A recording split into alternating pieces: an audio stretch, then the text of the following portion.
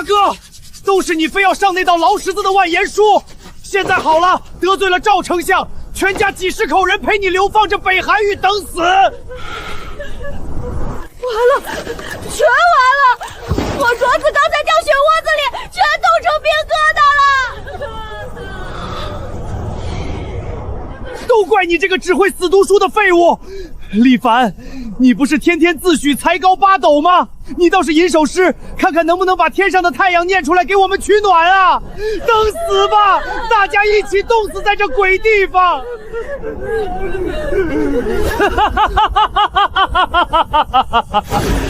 好一个北韩域！疯了，李凡被冻疯了！疯，我清醒得很。原来的李凡早就死在了流放的路上，现在的我是21世纪现代热能与农业工程的双料博士，流放局地，常人眼里的九死一生，在我眼里，这明明是我的科研舒适区。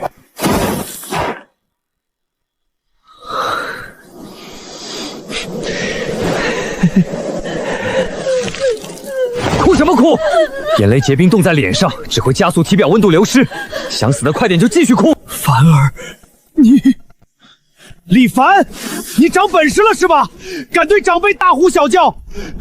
没了火镯子，今晚气温一降，咱们全得变成冰雕！你还搁这儿装大尾巴狼？谁说没有火镯子就生不了火？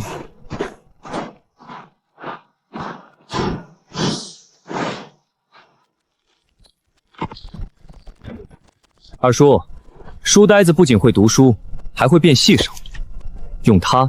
我就能点燃大火，用冰生火。李凡，你要是能用这块破北生出火来，我李老二以后管你叫爹；要是生不出来，你就给我跪下磕头认错。好，二叔，这可是你说的，大家都做个见证。看好了，什么叫物理魔法？用冰生火，李凡，我看你是被冻得脑子里都结冰碴子了。跟一个连初中物理都没学过的古人解释路况及聚焦光线，等于对牛弹琴。第一步，去除杂质和气泡。凡儿，你的手……呸！我还以为他要变什么戏法，原来是搁这玩泥巴呢。雪都下成这样了，太阳在哪儿？李凡，你倒是召唤一个出来啊！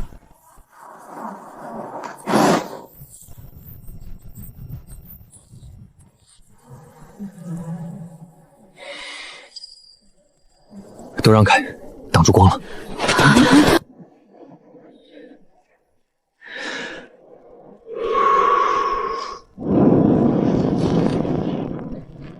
火是火，火！哥哥是火！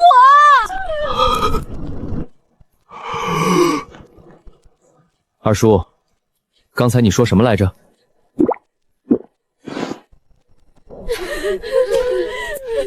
都别愣着，火只是开始，今晚的风雪会更大。光靠这破帐篷，我们扛不住1个时辰。凡儿，那我们怎么办？看见那些被风压实的雪砖了吗？挖！按我说的尺寸切，长2尺，宽1尺，厚半尺，每个状人切20块。我教你们盖一种屋子，叫雪屋，里面比帐篷暖和10倍。雪做的屋子，那不更冷吗？你刚才还说冰不能生火呢。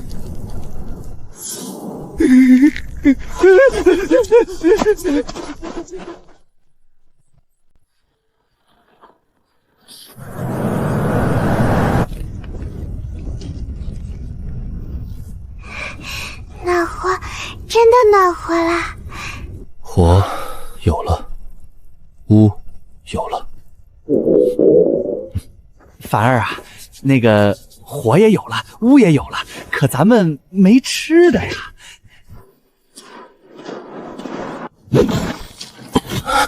这冰少说也有半米厚。我就说嘛，凡儿，二叔不是打击你，你看这湖冻得比石头还硬，下头早就没活物了，连根水草都没有，你刨穿了又能怎样？挖石头吃吗？学过流体力学的都知道，冰封的湖泊不是死的，水底暗流和腐烂气息会在冰下形成负氧区，冬天的鱼全都会本能地聚集到这里，再往别处去，它们会窒息而死。怎么找负氧区？看冰面。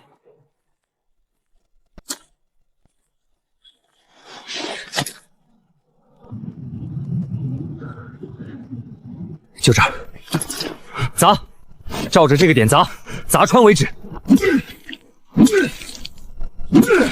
砸吧砸吧，砸出个龙王来，请龙王赏咱们几条鱼吃。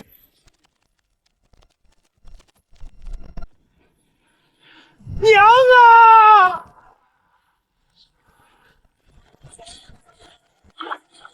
鱼是鱼啊！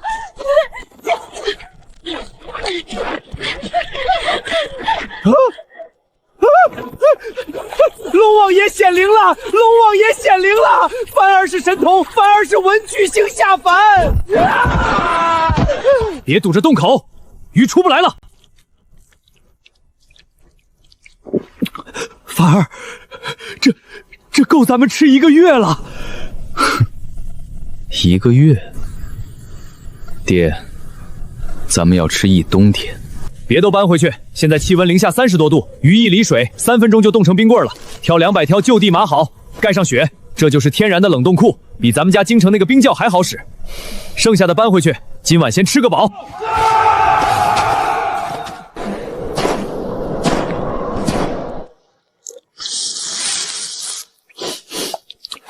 谁知道这鱼来路正不正？万一是洞湖里淹死的死鱼礁呢？我李成业宁愿饿死，也不吃来路不明的东西。娘，您先尝尝。香，凡儿太香了，娘这辈子没吃过这么香的鱼。呸！我才不吃。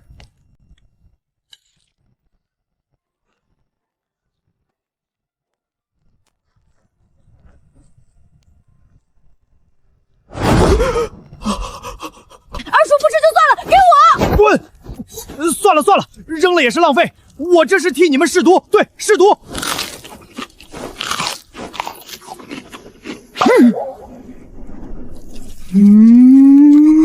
真他娘的香！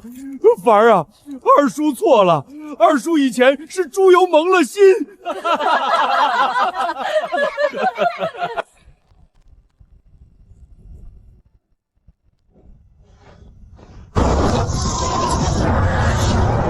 都别躺下睡！今晚不解决取暖问题，明天早上有人就得冻死在被窝里。凡儿，那咋办？咱们脚下这层土是天然的散热片，再大的火也捂不热。要保暖，就得让热量从地底下走。地底下走？盘火炕。看好了，地面上挖出几条弯弯绕绕的沟，像迷宫一样，这叫堰道。一头连着灶口，一头通向屋外排烟。烧火的时候，热气和烟顺着这些沟走，把整片地面烤热。咱们睡在上面，热从地下往上传，一夜都凉不了。凡儿，这得用什么材料？咱们这儿连块完整的石头都难找。冻土加水，合成泥，砌成沟，再用之前挖剩的雪砖垒在沟上面当床面，淋水冻硬。大哥负责挖沟，二叔和我爹和泥，我来定位烟道走向。2个时辰必须搞定。我也得干活。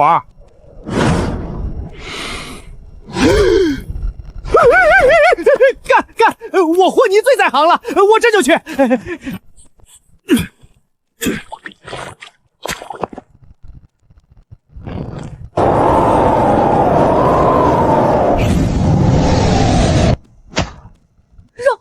地面热了，真的热了，还烫脚！我的天，比京城的暖哥还舒服。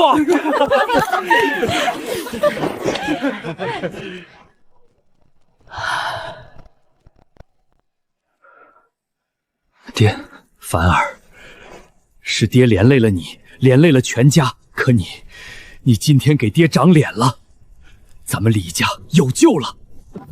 凡儿，二叔以前不是人，二叔混账，你今天救了咱们全家的命，二叔这辈子跟着你混，你说咋干咱就咋干。二叔，别这样，咱们是一家人。火炕是好东西，可它是个吞柴的无底洞。这极地是冰雪天地，林木稀少，我们捡回来的这点枯木和碎柴，按现在的烧法，撑死了3天。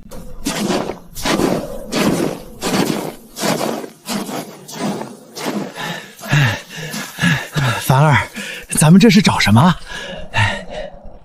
找燃料，真正能让咱们活下去的东西。成成色极佳的浅层无烟煤，而且是天然的露天矿，储量目测1万吨计。这哪是地狱，这是上帝给我开了挂呀！老天爷开眼啊！小郎君，别动那石头，那是毒石，会吃人的毒石。几年前，赵家屯有人捡着石头回去烧，第二天一家7口全死在被窝里，嘴角发黑，眼睛瞪得跟铜铃一样。这是山神的眼泪，碰不得，烧不得，听见没？毒石，咱赶紧走！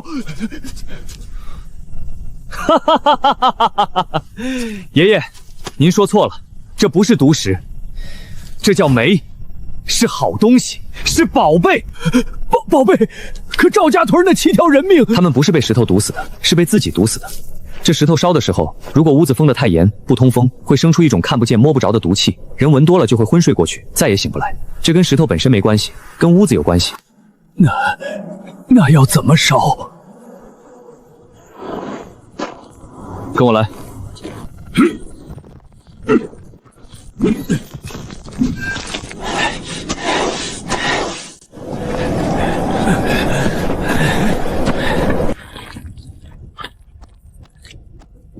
记住，烧煤有3个铁规矩：第一，进风要通；第二，天道要直；第三，烟囱要长，必须把废气全部引到屋外，绝对不能在屋里聚集。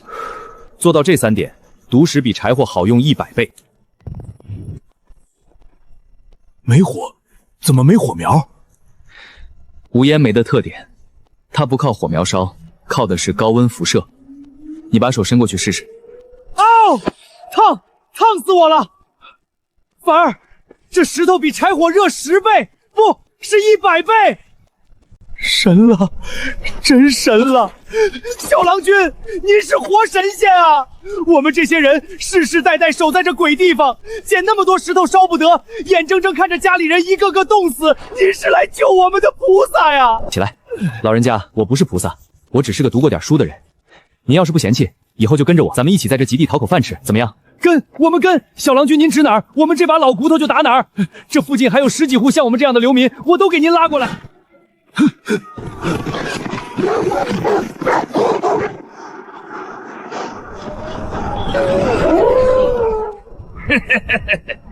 兄弟们，瞧瞧这是什么？肥肉，是肥肉啊！咱们黑狼寨苦了一冬天，今儿可算撞上好运了。哈哈哈哈哈！这雪屋看着真暖和，这烤鱼看着真香。老大，把男的全杀了，女的带回寨子。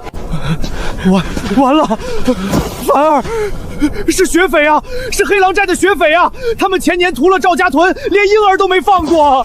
山神啊，山神啊！来得正好啊！我正愁挖煤的劳动力从哪儿来呢？一群正经流民老弱病残，刚才那10几户加起来都凑不出10个壮丁，可眼前这些血匪一个个膀大腰圆，肌肉虬结，一看就是天天吃肉啃骨头练出来的好漂子。嘿，那个小白脸儿，识相的把火炕、烤鱼，所有的吃的喝的全交出来。再把你们家的娘们儿挑2个送到老子帐里，老子就给你们留个全尸。凡儿，答应他呀！留得青山在，不怕没柴烧。你叫什么名字？老子叫独眼狼，黑狼寨的2当家。怎么想报官？哈哈哈哈！这极北冰原方圆500里没有官，只有狼，老子就是狼。独眼狼，好名字，我记住了。你他妈小子！老子的耐心是有限的，再废话，老子先卸了你一条腿！别急，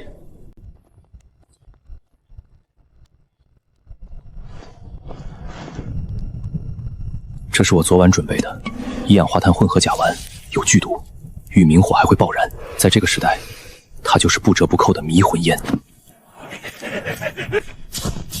咦，小白脸儿，你磨叽什么呢？老子让你交东西，你给老子端一个破罐子，老子今天就劈了你！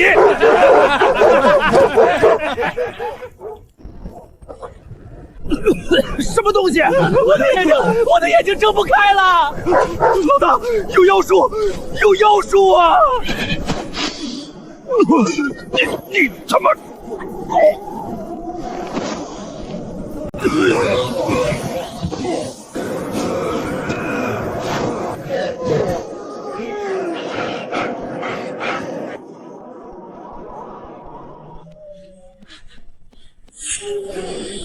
全部进血屋，把尸补部捂住嘴和鼻子，别出来！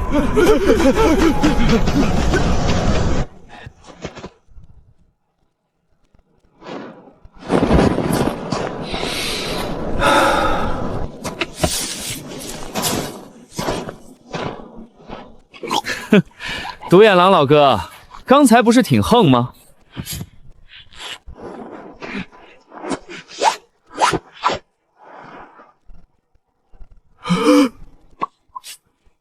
凡儿，这是什么仙术啊？什么仙术？就是发酵的鱼内脏、人畜粪便，再混了点煤炉子的废气罢了。放心，西医震晕半天，醒了顶多头疼几天，死不了。死了我上哪儿找劳动力去？凡儿，这些人咋办？杀了，放了？杀什么杀？放什么放？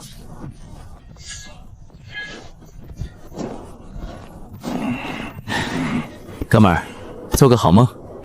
宁死不屈！草原汉子绝不干活，老子是黑狼寨的好汉，要杀要剐随便。草原儿郎的腰，岂能为汉人剜下？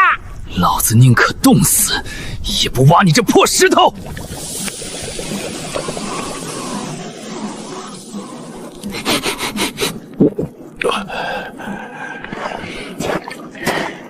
独眼狼老哥，呸！老子才不和你这……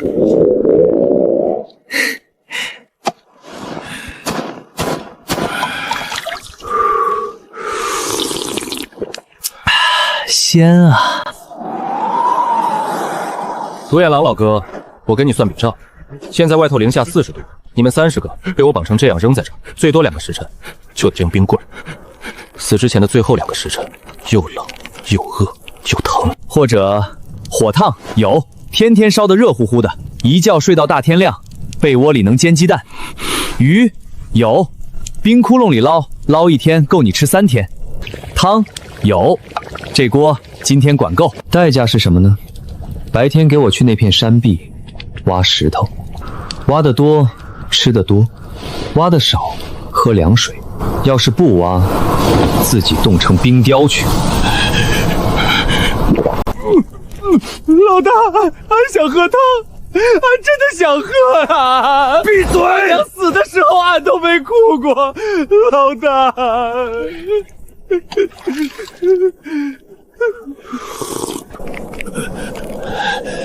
有碗呢。老子要喝！独眼狼，你是工头。今天的任务，每人挖煤500斤，完成了晚上加餐，烤鱼管够。完不成的，明早只有冷水。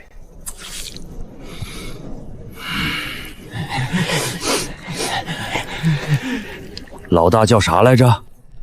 李凡。凡爷，俺们上工去。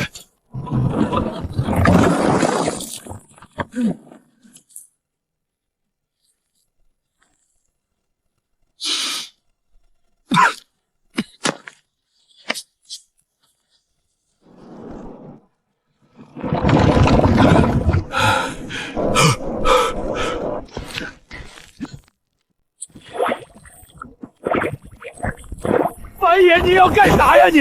俺们昨天累死累活挖出来的煤啊！你往里掺泥，你这是要逼俺们吃土啊！凡爷，求您了，别糟蹋粮食啊！哦不，别糟蹋煤呀！老大说的对，这是俺们一抄一抄挖出来的。都起来！我不是糟蹋，我是给你们升级。升级？看好了。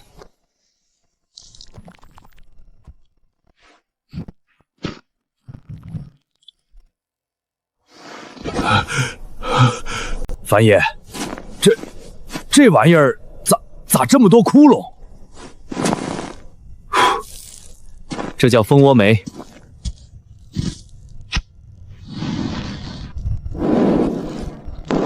这火力这火力，俺打了一辈子铁，俺们寨子里最好的炭炉也烧不出这火力呀！独眼狼，从今天起新规矩：挖煤500斤是基础任务，管2顿饭；挖煤700斤的晚上加1条烤鱼；挖煤1000斤的加2条烤鱼。外睡火炕最热的中间位置；挖煤1500斤的奖励1碗鱼汤，外加一个新名字，李氏黑煤窑1级矿工。樊爷，俺挖1500，老子挖2000。老大，俺要那个中间位置，俺床位靠边，冷得睡不着觉啊！都他妈给老子闭嘴！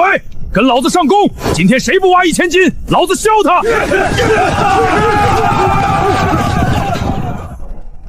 凡儿，你这一手比朝廷的廷尉还狠啊！不是狠，是懂人性。一个吃饱穿暖的人是不会反抗的。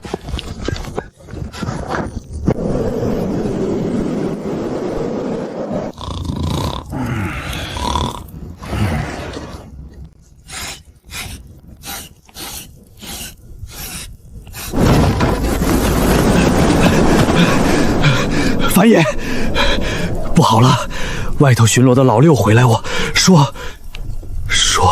说俺弟弟双刀郎带着寨子里剩下的10几个人摸到营地外头了。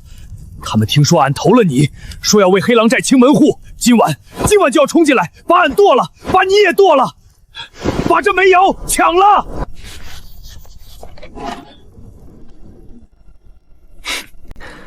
独眼狼，你弟弟几个人？13个。武器？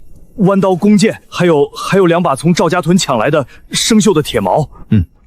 麻烦你一件事。樊爷，您说，俺这就召集弟兄们跟双刀郎那狗东西拼了。不用拼，你今晚带几个弟兄，把这袋东西撒进西边那个废矿洞，从洞口一直撒到最里面，撒得越均匀越好。樊爷，撒这玩意儿干啥？问那么多干啥？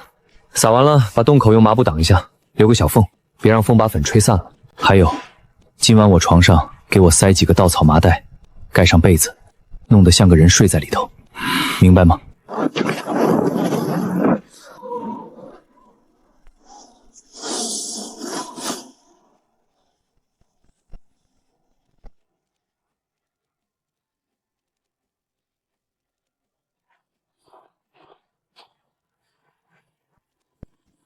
狗东西，老子让你抢我哥，让你霸我们寨子的地盘，今晚老子先剁了你！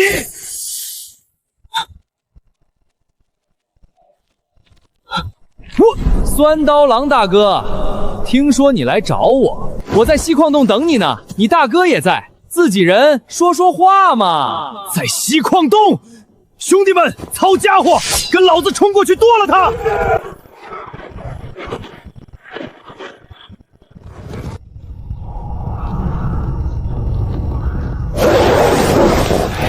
那狗东西真在里头！冲！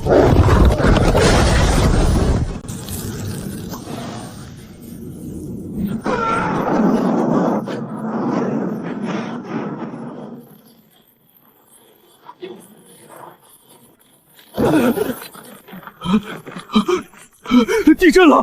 地震了！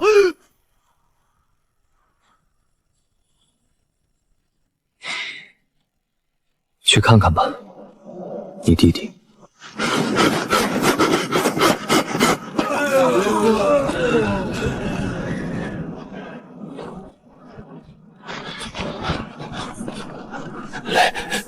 雷劈了，天雷劈了！反骨仔，让你不听老子的，让你不跟着樊爷干，让你去送死！樊爷，俺这辈子跟定你了，谁敢再说半个不字儿，俺独眼狼第一个剁了他！走吧，把这群反骨仔绑了，明天捆在广场上示众3天，让其他人都看看，跟着我吃肉，想反我，自己琢磨。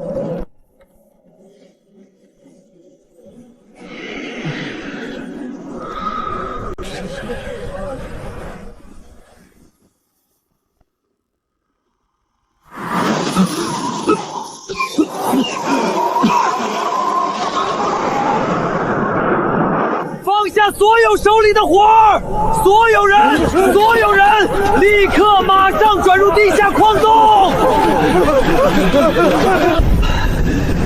动作快，最致命的东西要来了！独眼狼，带10个人，把所有蜂窝煤、所有干粮、所有水罐全部搬进主矿洞最深处。老李头，把铁炉、风箱、铁锅全部拆了搬下去，要快！爹娘，带着小堂妹和老人先下去，火炕拆不动就别拆，盖好厚毛皮。二叔，你负责清点人数，一个都不能少。还有，樊爷，带这群王八蛋下去。现在不是仇恨的时候，留在外头，他们必死无疑。我李凡的营地里，敌人可以打趴下，可以让他们挖煤，但不会眼睁睁看他们冻成冰雕。凡儿，你心是不是太软了？不是心软，是我未来还要更多的劳动力，死一个少一个。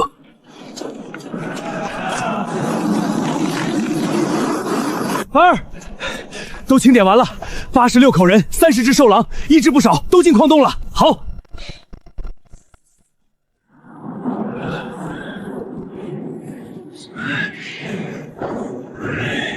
娘的，外头怕是有人冻死，老子里头还得脱衣服。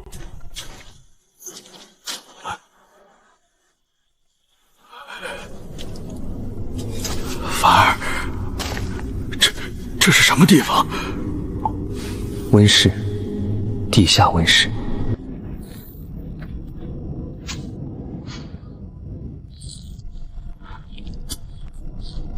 我们要在这儿撑过这场风暴。出去之后，我们就有蔬菜吃了。凡儿，这地下没太阳，没风，没雨，能长东西？试试就知道。凡爷，俺们草原从来没见过冬天长出绿东西的。俺娘要是还活着，俺给她看一眼，她得笑死。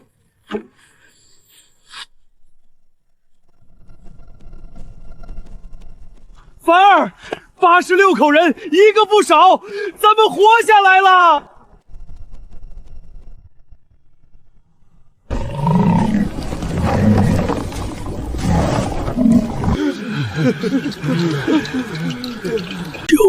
救命！我是前半城北地首富，我有银子。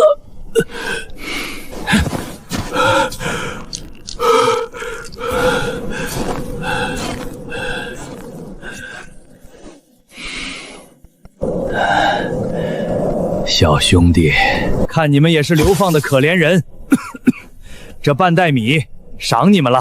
换个条件，你们这地窝子借我们商队避3天风，我前半程说话算话，等出了极北，再给你10两银子。识相点儿，我们老爷是北地首富，给你们半袋米是抬举你们这群罪臣。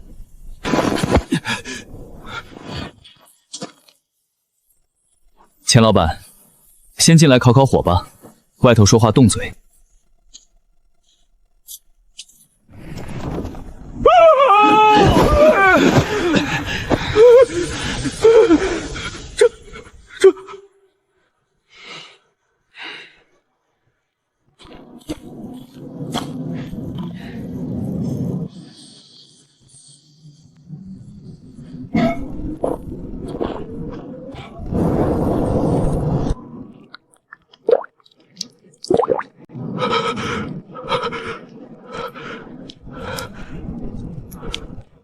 这煤，小兄弟，这煤哪儿来的？老爷，您别被他唬了，这肯定是他偷偷藏起来的好货色，估计就这么几块。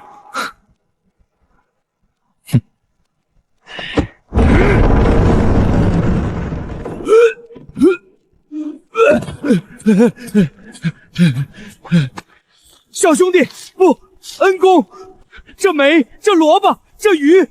都卖给我，要多少银子你开口，开口啊！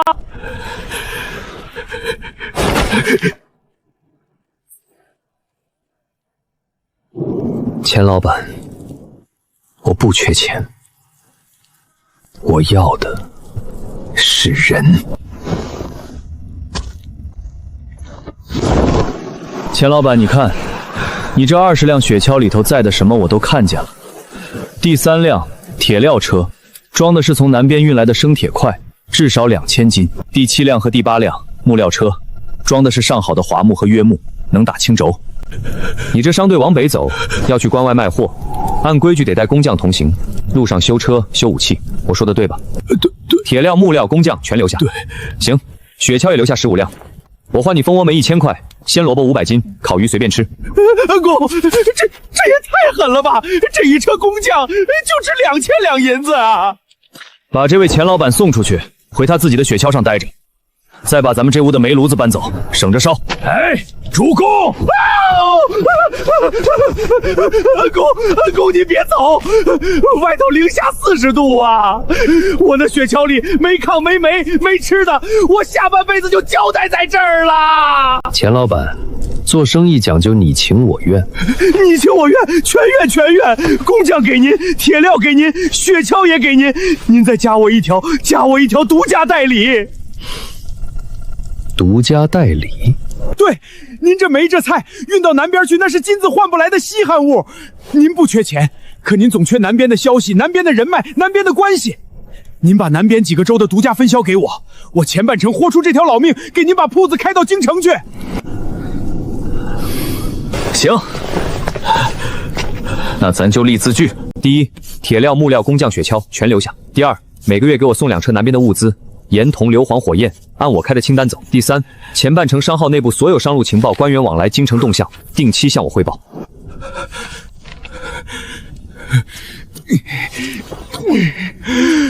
恩公，您就是我前半程的再生父母。钱老板，往后好好干。凡儿，你这一下，咱家又多了多少铁，多少匠人？2400斤生铁，6个铁匠，4个木匠，2个石匠，15辆雪橇。凡儿，你这哪是流放罪人，你这是在极地开公司啊！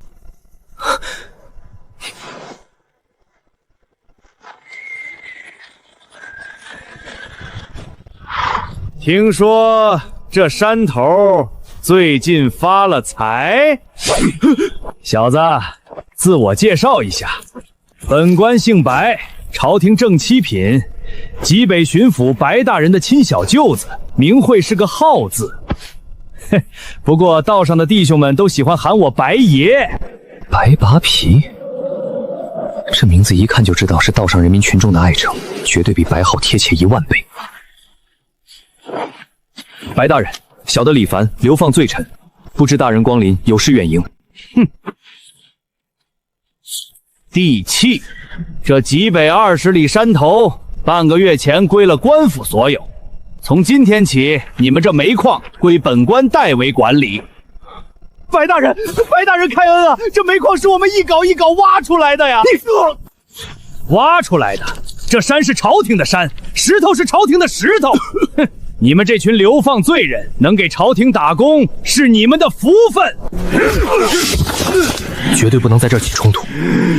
白拔皮就一个人，可他身后是整个极北巡抚衙门，是整条官场链。我现在跟他动刀子，半个月后会有300官兵把我们一锅端。白大人您息怒。大人您看这破地方乱糟糟的，您先进屋暖和暖和。小的有件天大的喜事，正愁不知道怎么孝敬大人您呢。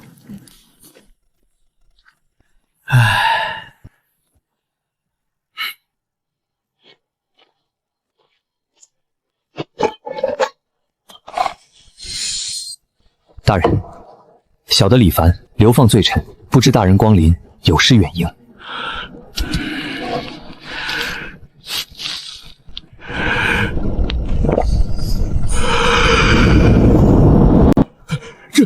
这山里有金矿。前天挖煤刚发现的，小的本来不敢声张，怕引来匪患。可是大人，您是父母官，是青天大老爷，这种好事儿，小的怎么敢瞒着您呢？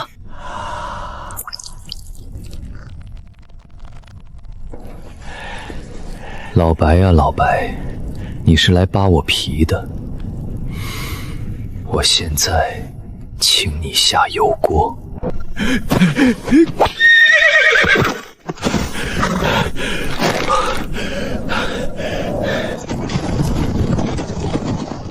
坏了，这老小子该不会找懂行的看穿了吧？樊侄儿，哦不，樊贤弟，贤弟，贤弟啊，金矿的事儿绝对不能泄露，整个山头从今天起戒严，谁敢嚼舌头，本兄砍他全家。行，这老白比我想象中还要贪，他甚至都没想过先抓我，因为他想的是抓了我，金子他自己就不会挖，所以他不光不抓，还要保护我，还要供着我。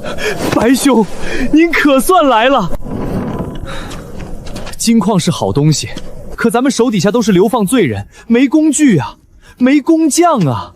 这金子在地底下看得见，挖不出来啊。这有何难？贤弟，你说要什么？要生铁，至少5000斤；要精铁，至少2000斤，打高级器具；要工匠，至少30个；要会打铁的，会冶炼的，会做精密器具的。行，都给你，全给你。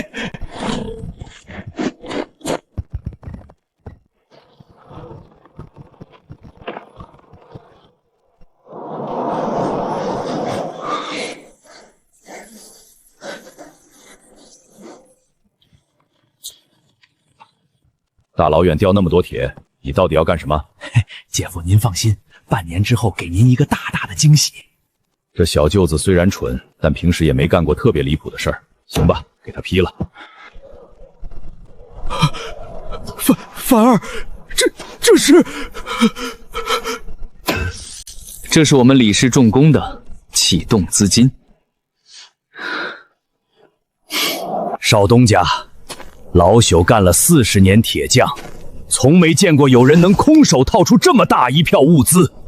您要是不嫌弃，老朽这把老骨头往后就跟您干了。老人家，快请起。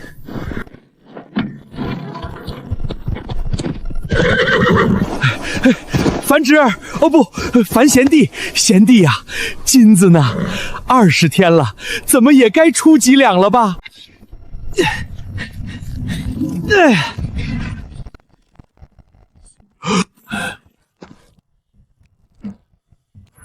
分量足。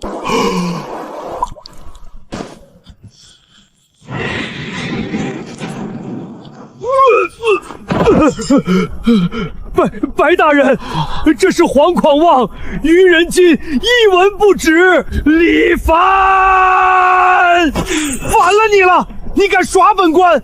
来人，把这小子给我拿下，连同他全家一个不留！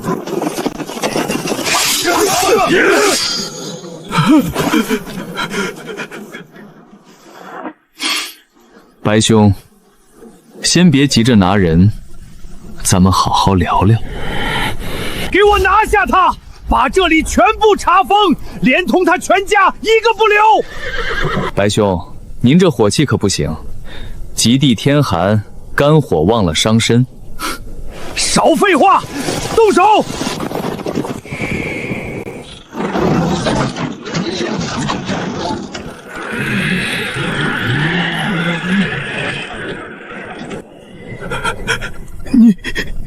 白大人，先把刀放下吧，这玩意儿伤着您，我可担不起。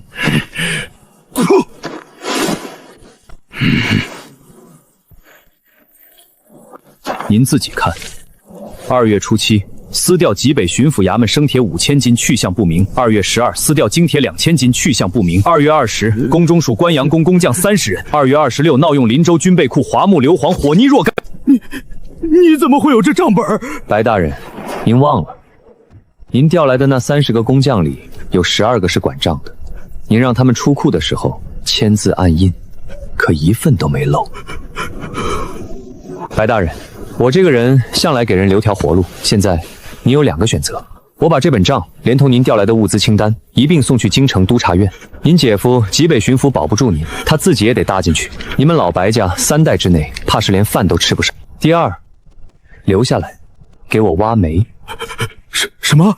挖煤，管吃管住，有热炕睡，有蜂窝煤烧，每天还能喝上1碗鱼汤，比您在衙门里吃的那点克扣下来的银子强多了。樊主公，小的愿意挖煤。阿凡，你这都是什么时候开始准备的？从客商送来第一批金属材料那天，我就开始柔化了。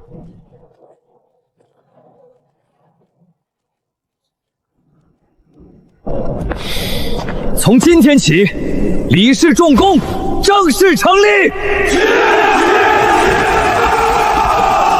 爹娘，京城那帮陷害咱们家的狗东西，你们等着！